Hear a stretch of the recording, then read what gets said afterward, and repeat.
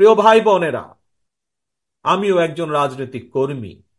আমারও একটি ইচ্ছা আছে যে কোনোদিন যদি আল্লাহ রহমতে বাংলাদেশের মানুষের সমর্থনে আমাদের পক্ষে যদি সম্ভব হয় দেশের জন্য কাজ করার অতীতের মতন, দেশের মানুষের জন্য কাজ করার অতীতের মতন, তাহলে আগামী দিনে আমি একটি কাজ করতে চাই এই বাংলাদেশের মানুষের জন্য। বিশেষ করে গ্রাম থেকে শুরু করব এই কাজটি। ধীরে ধীরে হয়তো শহর পর্যায়ে যাব আমরা, কিন্তু যেহেতু বাংলাদেশের অধিকাংশ মানুষ বসবাস করেন বাংলাদেশের গ্রামগুলোতে, জেলা পর্যায়ে, উপজেলা বা থানা পর্যায়ে, গ্রাম পর্যায়ে, সেই জন্য তাদের কাছে এই পরিকল্পনা বা কাজটি আমি নিয়ে যেতে চাই। কি সেই আমার পরিকল্পনা? আমার পরিকল্পনাটি হচ্ছে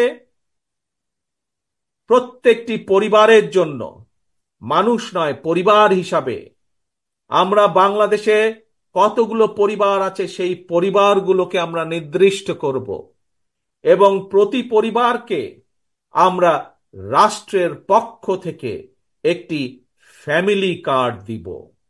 কি কার্ড? ফ্যামিলি কার্ড দিব। এখন জিজ্ঞেস করতে পারেন এই ফ্যামিলি কার্ডটি কি? এই ফ্যামিলি কার্ডটি হবে সেই পরিবারের মায়ের নামে, বা সেই পরিবারের যে গৃহিণী থাকবেন তার নামে এই ফ্যামিলি কার্ডটি হবে।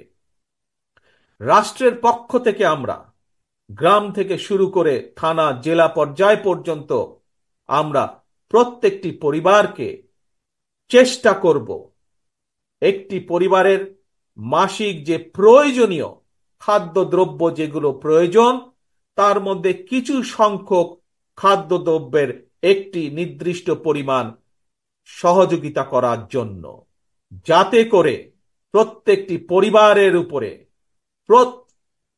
যাতে করে প্রত্যেকটি পরিবার মাস শেষে রাষ্ট্রের এই সহযোগিতা পেলে কিছুটা হলেও তাদের স্বস্তি বোধ হয়, কিছুটা হলেও তারা নিজেদের নিজেদের যে সেভিংস, নিজেদের যে সঞ্চয়, সেটির পরিমাণ বৃদ্ধি করতে সক্ষম হয়।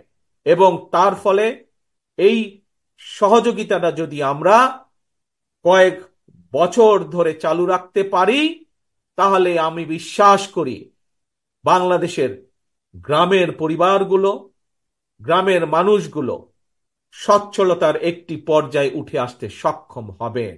অর্থাৎ রাষ্ট্র সরাসরিভাবে প্রত্যেকটি পরিবারের পাশে, রাষ্ট্রের সামর্থ্য অনুযায়ী প্রত্যেকটি পরিবারের পাশে দাঁড়ানোর চেষ্টা করবে, তাদেরকে সহযোগিতা করার চেষ্টা করবে, তাদেরকে সাহায্য করার চেষ্টা করবে, যাতে করে তারা স্বাবলম্বী হয়ে উঠতে পারে।